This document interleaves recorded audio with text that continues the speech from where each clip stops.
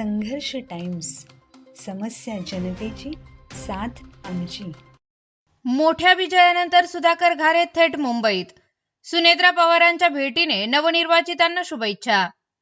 रायगड जिल्हा परिषदेच्या निवडणुकीमध्ये राष्ट्रवादी काँग्रेसला मोठे यश मिळाल्यानंतर कर्जत तालुक्यातून 6 पैकी 6 जागा जिंकून आणणारे रायगड जिल्हा अध्यक्ष सुधाकर घारे हे कर्जत तालुक्यासह रायगड जिल्ह्यातील सर्व नवनिर्वाचित जिल्हा परिषद सदस्यांसह थेट मुंबईत पोहोचले.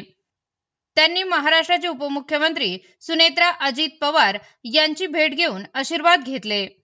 नुकत्याच पार पडलेल्या जिल्हा परिषद निवडणुकीचा निकाल 9 फेब्रुवारी रोजी जाहीर झाला. त्यानंतर रायगड जिल्ह्यातून निवडून आलेल्या सर्व नवनिर्वाचित जिल्हा परिषद सदस्यांनी उपमुख्यमंत्री सुनेत्रा पवार यांची भेट घेतली. यावेळी सुनेत्रा पवार यांनी सर्व सदस्यांचे अभिनंदन करून पुढील कार्यासाठी शुभेच्छा दिल्या. या भेटी प्रसंगी राष्ट्रवादी काँग्रेसचे प्रदेशाध्यक्ष तथा रायगडचे खासदार सुनील तटकरे, महिला व बाल कल्याण मंत्री अदिती तटकरे, भाजपाचे आमदार रवींद्र पाटील, माजी आमदार अनिकेत तटकरे, रायगड जिल्हा अध्यक्ष सुधाकर घारे, खोपोलीचे माजी नगराध्यक्ष सुनील पाटील, कर्जत तालुका अध्यक्ष दीपक श्रीखंडे यांच्यासह अशोक भोपतराव, राजू साबळे आदी मान्यवर उपस्थित होते. यावेळी प्रदेशाध्यक्ष सुनील तटकरे यांनी उपमुख्यमंत्री सुनेत्रा पवार यांना रायगड जिल्ह्यातील राष्ट्रवादी पक्षाच्या निवडणूक यशाची माहिती दिली.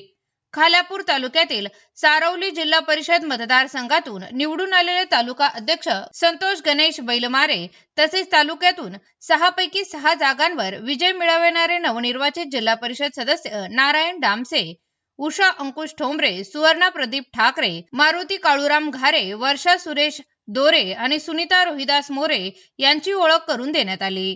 कर्जत तालुक्यातील सर्व 6 जागांवर राष्ट्रवादी काँग्रेसने विजय मिळविल्याबद्दल सुधाकर घारे यांचे यावेळी विशेष कौतुक करण्यात आले.